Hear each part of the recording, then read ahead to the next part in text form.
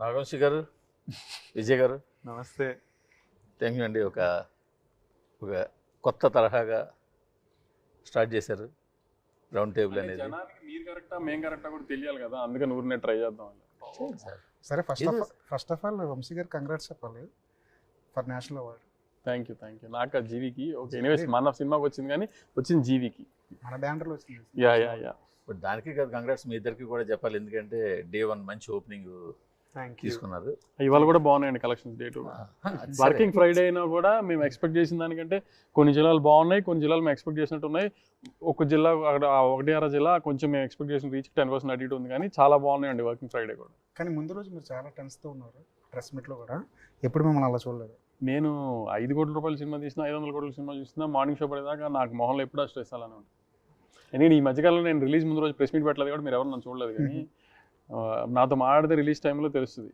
US deliveries tension కూడా నడుస్తుంది. So వాళ్ళు ప్రీమియర్లు పడతాయి లేదా ఈ టెన్షన్లోనే ఉంది. కానీ అసలు అంటే మనకు తెలియకుండా సినిమా జనాల్లోకి ముందే వెళ్ళింది అని నాకు అనిపిస్తుంది. అంటే కొన్ని సినిమాలు జనాల్లోకి ముందే వెళ్ళిపోయినట్టు మనకు అనిపిస్తుంది, కొన్ని నేను ఈ సినిమా వరకు వస్తే ప్రీ రిలీజ్ ఇంటర్వ్యూస్లో కూడా చెప్పాను, ఎవరి ఇంటర్వ్యూలో కానీ, ఒక సినిమాకి బజ్ ఉందా లేదా, ఓపెనింగ్ పడుతుందా లేదా అని ఆ మార్నింగ్ షోకో లేకపోతే అడ్వాన్స్ బుకింగ్ ఓపెన్ చేసే టైంకి దాకో ఎవ్వరూ గేజ్ చేయలేరు. ఇప్పుడు హిట్ సాంగ్స్ ఉంటే ఒక్కోసారి ఓపెనింగ్ పడుతుంది అని ఒక క్యాల్కులేషన్ ఉంటుంది మనకి. ఈ మధ్యకాలంలో హిట్ సాంగ్స్ ఉన్న సినిమాలు కూడా ఓపెనింగ్ ఏం పడలా. సో అది ఎవ్వరి వల్ల మీరు వీళ్ళు ఓపెన్ బిగ్ అన్నారు, ఊరికేనే అది ప్రొడ్యూసర్గా మీకు ధైర్యం చెప్పాలి కదా. నాకైతే ధైర్యం ఇస్తానే అన్నారు, మన బిగ్ ఓపెన్ అయితే చూడు, బిగ్ ఓపెన్ అయితే చూడు. ఇంకేమైనా కంటెంట్ ఉంటే చెప్పండి, ఇంకేమైనా సాంగ్ ఉంటుంది, ఇంకేముంటాయండి ఇందులో సాంగ్స్ అని కూడా ఆయన అదే అన్నాడు. ఉన్నవే 4 సాంగ్స్, ఆల్రెడీ 2 వదిలేసాము, ఇంకా అంతకన్నా ఏముంటుంది కంటెంట్ అంటే. లేదు ఇంకేదో చెయ్యాలి దీనికి అని అంటుంటే ఇవాళ రేపు. కానీ మీరు ఒప్పుకున్నారు కింగ్డమ్ ఓపెనింగ్ కేస్ స్టడీ కదా. 24th హరహర విరమల్ రిలీజు, దానికి ముందు 1 వీక్ అటు ఇటుగా కానీ సినిమా ఇండస్ట్రీలో ఉన్న వాళ్ళకి ఓకే, కానీ ఒక గౌతమ్ జోషిదో డైరెక్టర్ విజయ్ సినిమా వస్తుంది కదా, ఎంతమంది జనానికి సినిమా వస్తుందని తెలుసు అప్పటికి. టీజర్ బాగానే పేలింది కదా రిలీజ్ డే ప్రోమో దగ్గర నుంచి పేలింది. ఎంతమంది 31st సినిమా వస్తుందని అంత రీచ్ లో ఎంతమంది. మీరు ఇంటర్వ్యూలు ఇస్తూ మీరు బజ్ లేదు అంటా ఉంటారు కదా మనల్ని. ఎవరు తెగ అన్నారు, మామూలుగా అన్నారా? ఇంకా ప్రమోషన్ అది కాదండి, ఒక సినిమాకి జనాలు ముందే డిసైడ్ చేస్తారు, ఈ సినిమా చూస్తున్నాం, ఈ సినిమా చూడలేదు. ఎగ్జాక్ట్లీ. సో వాళ్ళ దట్స్ దేర్ ఈగో ఇష్యూ అన్నట్టు. వాళ్ళు వేరే వాళ్ళు వచ్చి బాగాలేదంట, they make a decision, they are confident of what. అదే జీవి గారు మేము అంటుంది, ఇందాక కూడా చెప్పింది అది జనం దేనికి డిసైడ్ అయ్యారు అనేది మనకి అడ్వాన్స్ బుకింగ్ ఓపెన్ చేసేదాకా మనకు తెలియట్లా. ఓకే, ఈ ఫిల్మ్ కి నేను చెప్తాను, ఈ ఫిల్మ్ కి అది కాదు, నేను why I bet on this film అనేది నేను చెప్తాను. ఒకటి, Gautam Tirunuri is a classic director. So అతను ఏది చేసినా కూడా, ఇప్పుడు ఫిల్మ్ ఇండస్ట్రీలో there are classic 100% honest directors ఉంటారు. There are directors who depend on buzz, కొంచెం little manipulation, little bit of మనకి తెలుస్తుంటుంది. సో శేఖర్ కమల లేదంటే ఇతను గౌతమ్ తిరునూరి, ఇటువంటి వాళ్ళు honest, they have lot of goodwill among the audience. ఒకటి. రెండోది వచ్చేసేసి Vijay Deverakonda never looked so hard working. అంటే ఇంతకుముందు చేసిన సినిమాలన్నీ దే ఆర్ లైక్ కొంచెం మసాలా ఫిల్మ్స్, లేదంటే కొంచెం content driven, they're complete content driven film.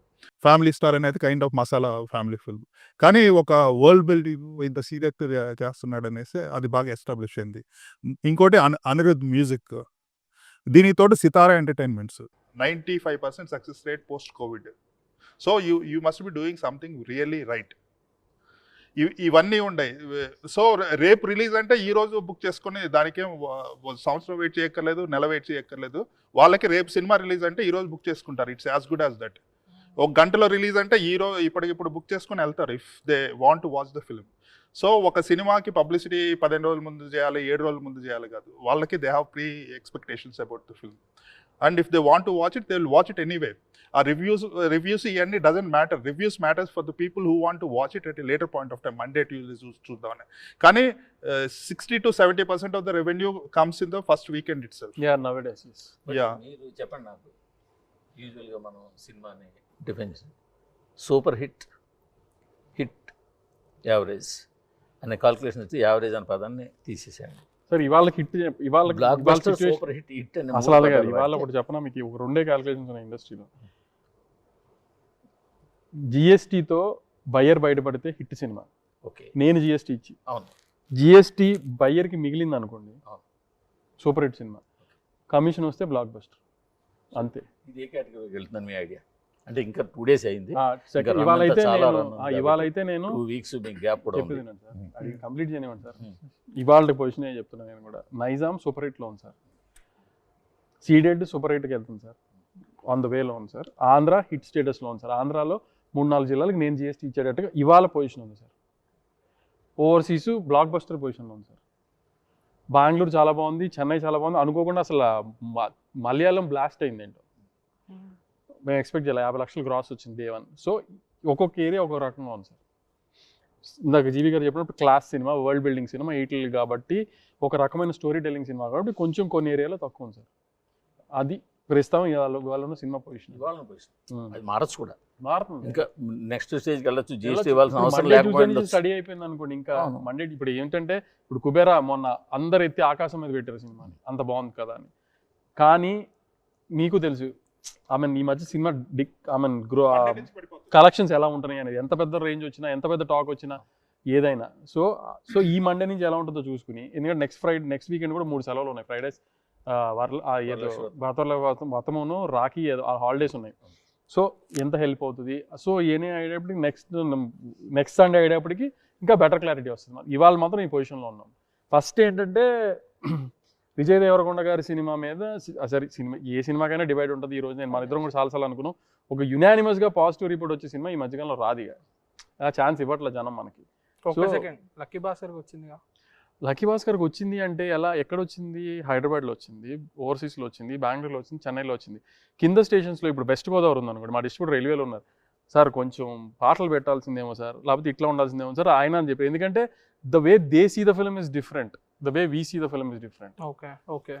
So ఇప్పుడు Because I was- లేదు sir, we spend lot on Lucky Bhaskar also. ఆ రోజున ఇప్పుడు చిన్న బడ్జెటా పెద్ద బడ్జెటా కాదు సార్, డబ్బులు ఎంత అయినా ఖర్చు అయిందని. కానీ హీరో మార్కెట్ ఒకటి ఉంటుంది కదా, ఆ హీరో మార్కెట్ని ఎంత స్ట్రెచ్ చేసి వెళ్ళిపోయాం అనేది కదా హై బడ్జెట్ సినిమా. అది హై బడ్జెట్ సినిమానేనండి ఆ రోజు. It didn't open well, that great and because in Nizam it opened well, in overseas it was decent and all, but we had 3 releases on the same day. Diwali. So Amaran was in the same genre, so idhar divide chestunnamu A center. So Amaran took a better opening and Ka was dominant in BCs. I think ఇంకోటి ఏమవుతుందంటే when a film opens to a huge scale, ఇప్పుడు some of our biggest hits పేరు తీసుకుంటే Baahubali, Pushpa, the minimum size of people watching it huge ఉంటుంది. Insane ఉంటుంది. So the amount of opinions చాలా ఉంటాయి. When it's nicher opening, no, it's much more safer content. In theaters it was 50%, 70%, 80%. After it went on to Netflix, it became global. It became huge. It became very huge. It became very huge. It became the best film for so far south నుంచి the best film on Netflix అది. విజయ్ గారు ఇప్పుడు మీకు story చెప్పినప్పుడు director ఈ king aspect అనేది beginning లో చెప్పారా? ఎందుకంటే కింగ్డమ్ అనేది మనకి ఓపెనింగ్ షాట్ లోనే తెలిసిపోద్ది, వై కింగ్డమ్ అనేసి. సినిమా రిలీజ్ వరకు మనకి తెలియదు కింగ్డమ్ అనే పేరు ఎందుకు పెట్టారు ఈ ఫిల్మ్ కనేసి. సినిమా రిలీజ్ అయ్యేంత వరకు మనకి తెలియదు జస్టిఫికేషన్ ఫర్ ద టైటిల్. మీకు చెప్పేటప్పుడు మీకు స్టోరీ చెప్పేటప్పుడు స్క్రీన్ ప్లే బేస్డ్ స్టోరీ చెప్పారా, లేదంటే ఇది లీనియర్ ఫామ్ దీంట్లో చెప్పారా? ఈ సినిమా